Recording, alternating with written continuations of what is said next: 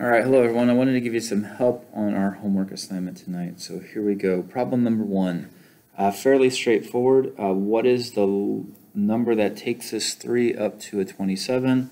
Well, that's a 3. So that's what a log is asking for. What exponent is needed to go from this base to here? 3 to the third is 27. Don't forget about the half. A half times a third is 3 halves. And we find that answer up at the top. All right, on the next one, well, not so easy. We know the exponent, we don't know the base, so let's rewrite this as an exponent. So it's x to the 3 halves is equal to 8. Well, probably the easiest way to do this is to raise both sides to the 2/3 power.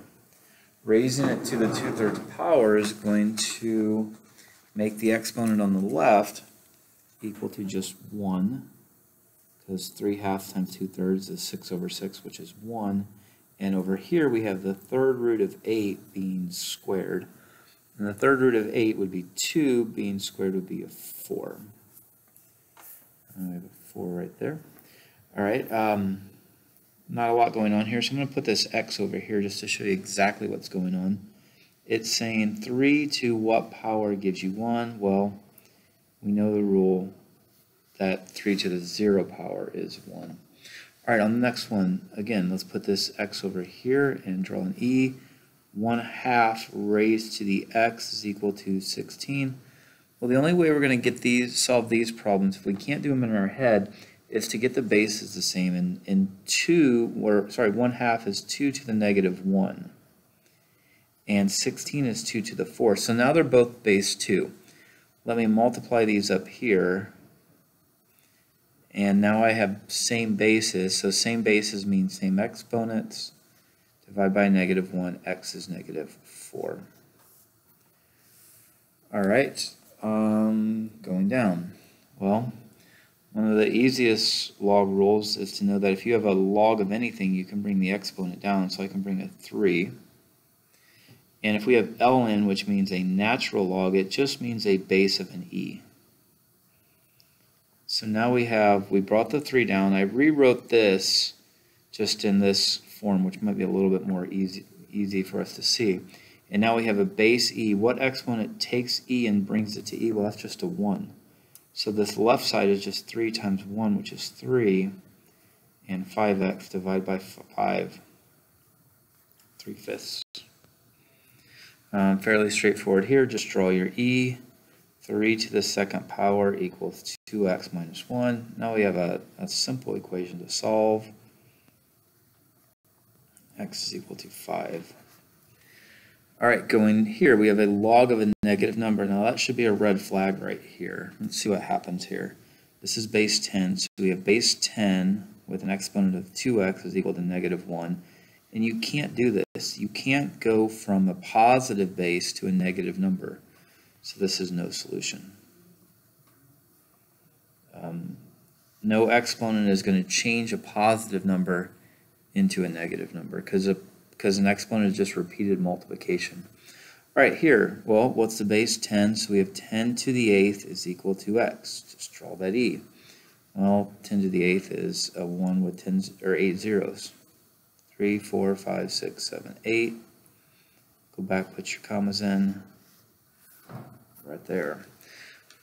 All right, we have a short little problem here, but remember we can bring this exponent down. So if I bring this exponent down, I have a -3 times a negative. Well, that would be a +3. And let me rewrite that again. Remember, that's log base e of e. Well, hey, that's just 1. So I have 3 over 6 is 1/2. Don't forget about the 6 at the bottom. Again, let's go ahead and simplify this here. Let's just change the format. This simply means this.